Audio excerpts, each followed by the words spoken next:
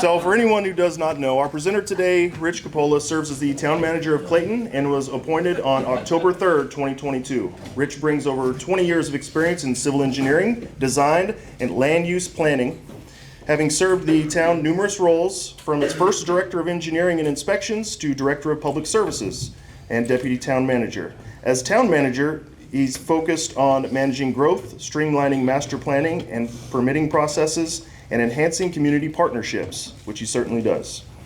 Rich holds advanced degrees in public administration and biological and agricultural engineering from NC State, along with a Bachelor of Science in Civil Engineering from Clemson University. Go Tigers. Okay. And is a licensed professional engineer, originally from Connecticut and a resident of the Triangle since 2006. Clayton Rotary Club, I present you Rich Cappola.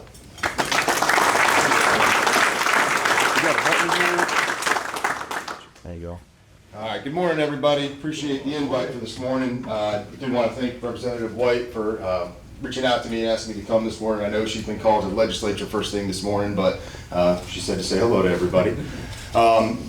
As Randy mentioned, I'm Rich Cappola. I've been with the town since 2017.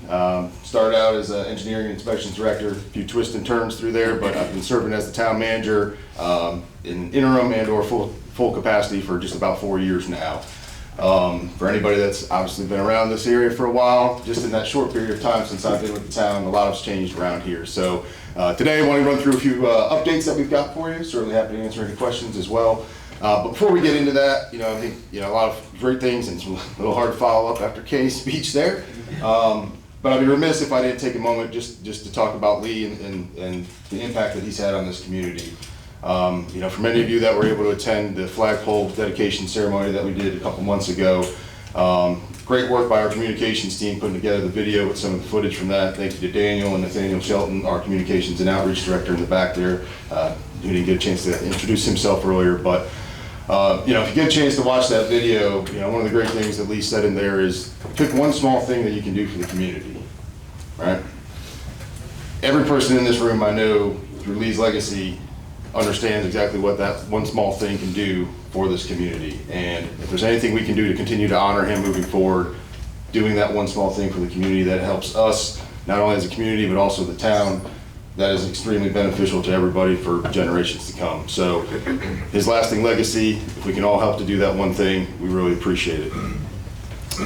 Getting into our presentation here this morning, I have a few, like I said, introductions that I wanted to do. Some folks were able to do that this morning. I believe Randy said I could just touch it and it'll open. Did I lie to you? It will, but it won't go up there, but that's okay. We'll figure this out. Again, I'd be remiss if I didn't start off by introducing / thanking the bosses, our current town council, Mayor Pro Tem Sims, Councilwoman Ms. Anderson. Many of you know them as Mike and Ruth. But additionally, the mayor, who I believe will be speaking here in a couple weeks, giving you guys some more updates. Councilwoman Andrea Archer, who's been, I guess this is her third year serving the town. Porter Casey as well, third year. And then Gretchen Williams, who's also just about finished with her second year here. I will say in the last 4 years, or really the 8 years that I've been with the town now, this group is one of the best that I've been fortunate enough to be able to work with. While the four-way test may not be the official adopted strategy of our council, I can promise you that the way this group works together, the way they analyze, the way they dig into the details to be able to make their decisions, it is rooted in those four challenges there. So it's been a great group to work with. A lot has been accomplished over the last 4 years. We've got some more updates on that here coming up. But effectively, these folks here, if you haven't had the pleasure of meeting them yet, they are always open to conversation. So, and I'm not just saying all that because we're finishing my performance review on Monday. All right, so here's the web one, and then you can just close that out, and then it should pop up. All right. Duplicate, extend, I get those mixed up all the time. All right, the next one, and many of them are here this morning. And I messed that up already. That one's not working. Oh, there we go. All right, so our town administration, as mentioned, I'm the town manager. Deputy Manager Dolores Gill, she introduced herself earlier today. Communications, Parks and Rec, cultural arts, those are the main focus of the work areas that she's currently overseeing. Lee Barbie, again, been with the town a few years, in a couple different roles at this point, but we're lucky enough that he's stuck around here to serve as Deputy Town Manager for us. He oversees the majority of the operational side of the house, Public Works, Water Resources, Electric Department. So he's stationed right over here across the street at the Operations Center. Our other Deputy Town Manager, she wasn't able to meet with us this morning. Courtney Canner, she's been with us about 5 months now. Courtney brings a wealth of experience from the planning and development services background. So right now, her oversight is with planning, engineering, building inspections, really the community development elements of what we do as a town. Heidi Holland, our town clerk, if anybody has public records requests or really anything that has to do with interacting directly with the town council, she's the main point of contact. And then Jim Cawley, our attorney, Jim and his firm bring 40+ years of experience working with local governments, and he's just been a wealth of knowledge in helping us navigate some of the opportunities and challenges that we have here at the town of Clayton. So in addition, rounding out our executive team, Robert McKay, our finance director. If you can imagine, just like most businesses, it all comes down to the money. Robert and his team are what keeps this machine operating on a daily basis. Chief Raines has been with us a couple of years now.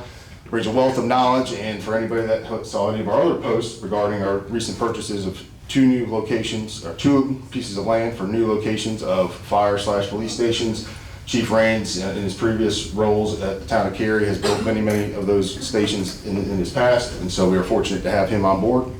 In addition to Chief Raines, Chief Tart, Greg Tart, hometown boy, your hometown high school Hall of Famer. He loves when I tell people that.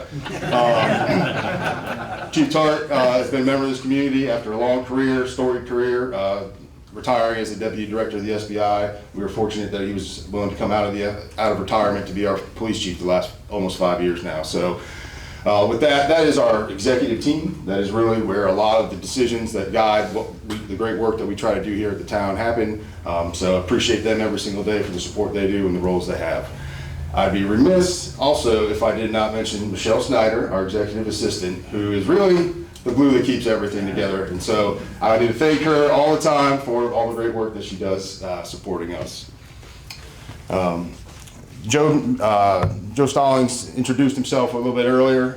Joe just recently came on a couple weeks ago, officially, but we were very lucky that we had Joe and the interest Joe had in our position here at the town, because there are a lot of great opportunities coming to us, and we need his experience to help us navigate and really figure out how to leverage those the best we can.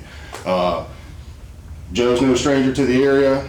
He most recently came to us from Granville County, but he's got experience previously working in Benson, so he's got the landscape of Johnston County kind of down in that regard. He's worked at the town of Gardner, so just over the line in Wake County, as well as with the North Carolina Railroad, which that partnership that we have and those dealings that we have with the railroad, with it bisecting our downtown, it's really crucial that those relationships can be leveraged. And so Joe having those experiences is really going to be a big value to us. So we're very fortunate that he's here now.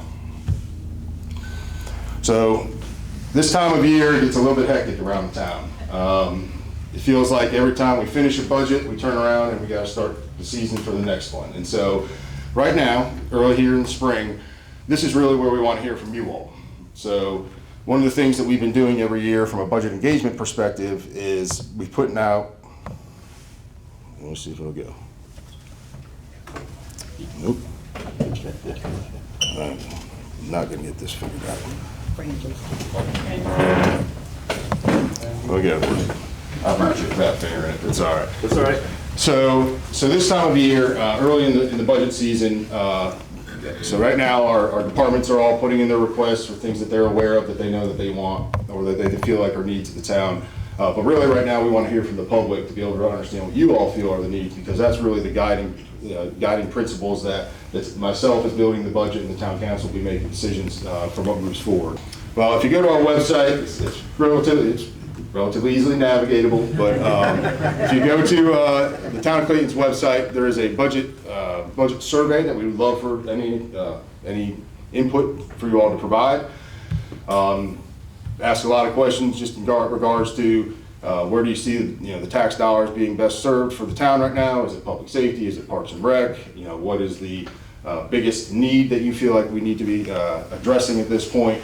As you can imagine, we typically get a spectrum of opinions on that, but over the last few years that we've had a couple thousand, About 1,500? about 1,500 people, whether that's actual town residents or folks that do business in town, provide us that feedback, and it's been very beneficial for us as we continue to make those priorities as a council and as staff to be able to carry those out. So anybody that is interested can do it. There's some metrics in there, or demographics in there that'll ask if you're a business owner or if you're a town resident, whatever the sector that you represent. But we'd really appreciate you guys giving us that feedback here over the next couple weeks. So here's another big one that I know there's been a lot of conversation about. You always blame up in this one, so I want to make sure everybody understands the town did not do the revaluation, the county did. However, that does feed into our next decisions as a administrative group in terms of the recommendation of a budget, and then ultimately the town council's decision to adopt a budget. As of right now, the town of Clayton's tax scrolls have approximately a 63% revaluation increase. Don't everybody go crazy. I think I could say we pretty much guarantee that the town council will not approve a 63% tax increase. I could propose one, but I'm pretty sure they're not going to approve it. That being said, over the next couple months, again, based on some of the feedback we see from the budget engagement survey, that will be where we are obligated as a town to provide the public and the council the revenue neutral rate. Round numbers right now, we're currently at 65 cents. If you really want the 4 decimal places, Robert McKay can provide that to you all day long, but 65 cents right now based on the current valuation is approximately a 46 cent, excuse me, the rounding, depends on which way you want to go. But approximately, revenue neutral is approximately about 46 cents. And I say all that approximate because as part of the process, some of you may be going through it right now, there is an opportunity to appeal your valuation through the county. So we really won't know our final scrolls for about another month and a half, and even that, there's some others that may linger. But we've got a job to do, we've got to make some assumptions. So those are kind of the round numbers that we're working with right now so that we can start having a good conversation with the council. Again, there's a lot of needs in the town, there's a lot of opportunities, and we are going to be evaluating those to figure out how we can be most fiscally responsible. But right now, like I said, before everybody gets crazy and sells their house worrying about a 63% tax increase, that is not on the table for us. If you have any other thoughts or questions on that, Johnson County has done a couple different videos with some explanations on how the whole process works. You can go to their website. We'll make sure that this presentation gets to you all with the links activated, so if you want to go and read more about it. But at this point, from a budget perspective, it'll really be about May before we have the town manager's recommended budget based on all that data. With that, as an annual review, capital projects in the town go through a scoring process and a prioritization, which the town council is very involved in. Unfortunately, with the snow a couple weeks, or I guess was that last week, we had to delay our town retreat, which was going to be really where we could have the good conversation to understand what are those next priorities from a capital improvement standpoint. Over the next month or so, we'll be having those conversations so that we can nail it down. But right now, we do have kind of a top priority list. The 2 fire/police stations are a big one for us. We have a couple of roadway improvements with our southern connector, library renovation. That project will probably be bid here in the next couple months. We are working with another property downtown to be able to secure that, to have a temporary location for the library for about a year, but effectively summer of 26, we should have a fully renovated, modernized new library. There's several other projects on there, so happy to have the conversations about where we see the priorities are. But again, that budget engagement survey feeds into the decision making that we do on the capital project side. Here's another one that just came up this morning. Actually, where's Jim Lee? He actually helped me out this morning, apparently. Road renaming. So, we talk about that one little thing. He doesn't realize it, but the one little thing he helped us out with today is something that is really beneficial for us as staff at the town, particularly when it comes to road renaming. Hopefully all of you are aware that as we sit right now, we're on Veterans Parkway. It's no longer NC 42, it's actually NC 36, as well as Clayton Boulevard out on what was 70 Business. Again, you always blame up. This was not us, this was not the county, this was a federal decision. when they decided to make the bypass Interstate 42, you could no longer have Highway 42 intersect Interstate 42. So that necessitated a change in the number. That number that was assigned was NC 36, which was going to basically require everybody along that stretch of road to change their addresses. Through some conversations with the town, the county, and our partners at DOT, we said, all right, this is already going to be a headache for everybody. How can we make sure that this doesn't happen again? DOT basically said they can't control the decisions of the Fed, so while it's going to be 36 for now, there's nothing that says 10 years from now they don't come back and say it's 32. So the suggestion was, if the town and the county could agree on a name, then we could change everybody's address one time, and that way if the underlying road number changes in the future, we don't have to change addresses again. So a lot of great collaboration and discussion from the county and the town's perspective to come up with Veterans Parkway, right? Who can argue with Veterans Parkway, right? And Clayton Boulevard, branding that coming into town from Wake County, that was a big win for us as well from a branding perspective. So those are both in effect as of February 10th. The signage should be all up at this point. Few lingering here and there that we've got to get done, do some tree clearing and other things, but effectively we are now on Veterans Parkway and Clayton Boulevard. I'm doing my best to stay with that. No, those naming structures now. It's a little hard to still not refer to it as 42 though. Yeah. Last two bullet points I want to hit on this slide. So, like I said, came here in 2017. At that point, we had a strategic plan that was based on some 2012 discussions and data that was supposed to carry us through 2024. For anybody that was here in 2012, you can imagine the incremental changes that were assumed skyrocketed beyond whatever was anticipated as part of that plan.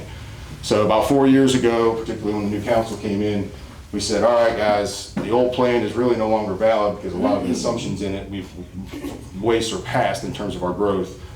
So we spent a lot of time going through these master planning efforts with our various departments, whether it be Parks and Rec that was just adopted this past year, a transportation plan that's going to be coming to council here in a couple months, water master plans, electric system master plans, all of these visions that need to be created so that ultimately the town council can fold that all into the strategic plan that we as staff can then carry out.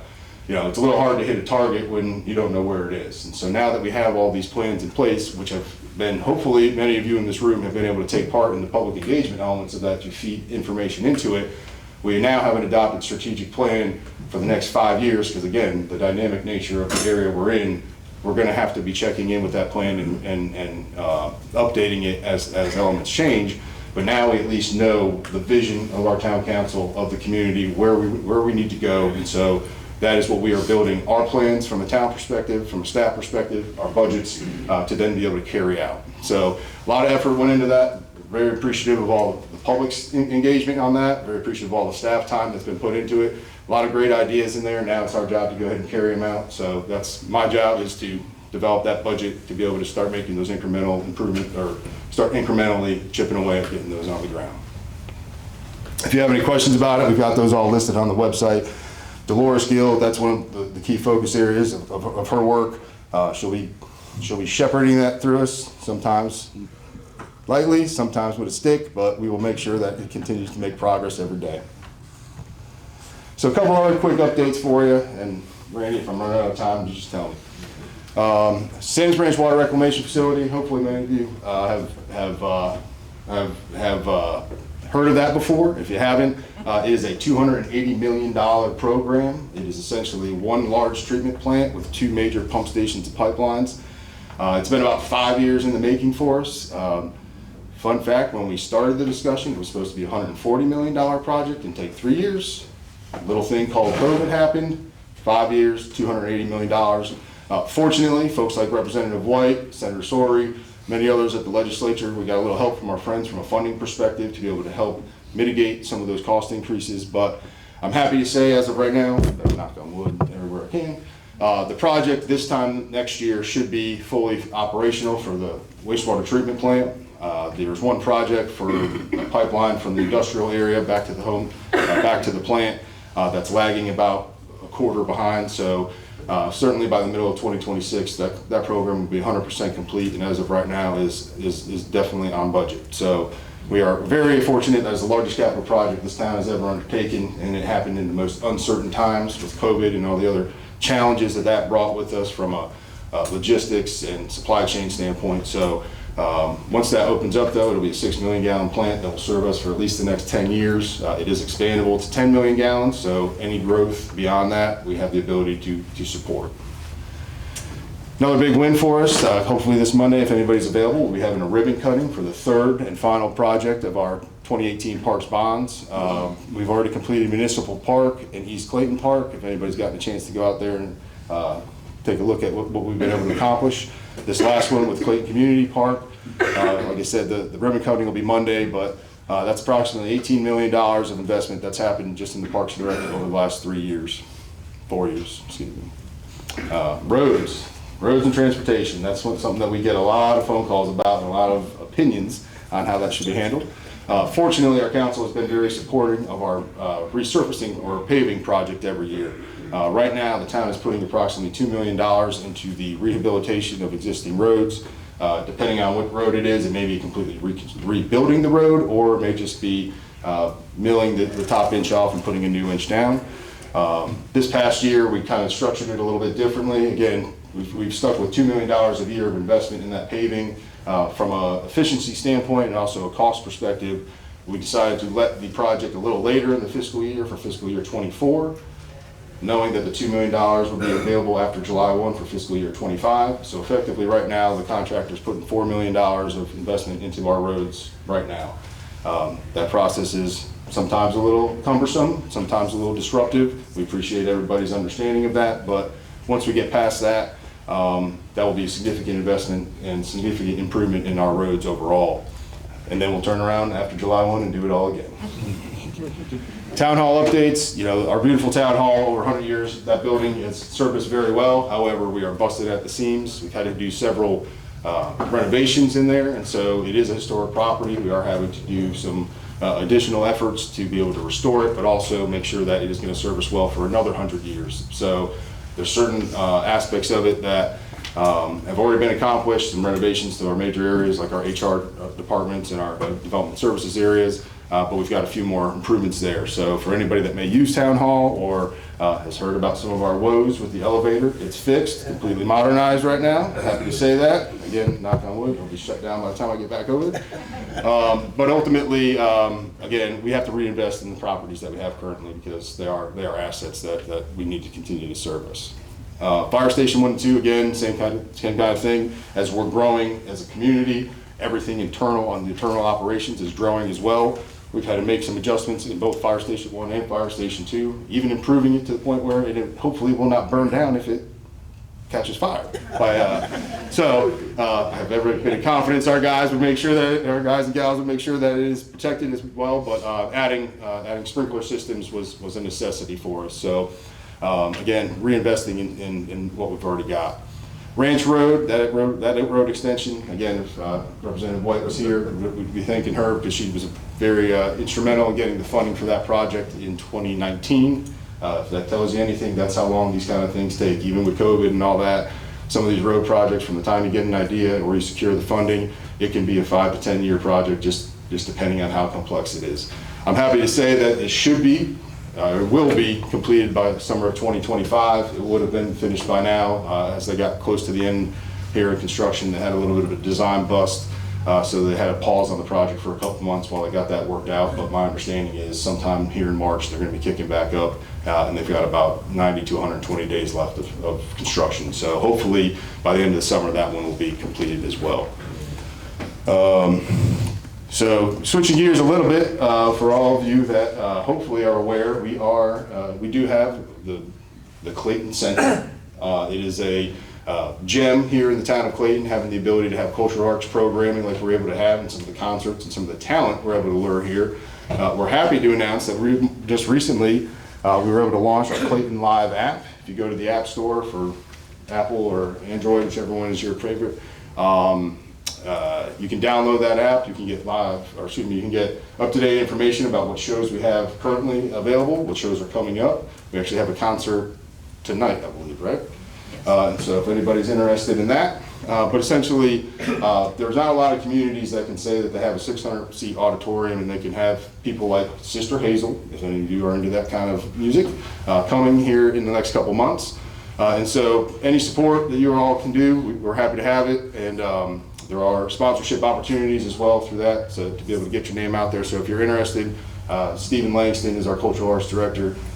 He's an experience in amongst himself if you guys haven't had a chance to meet Stephen, but certainly go to the app, check out the website. A lot of opportunities there for engaging in the community and having a little fun while you're at it.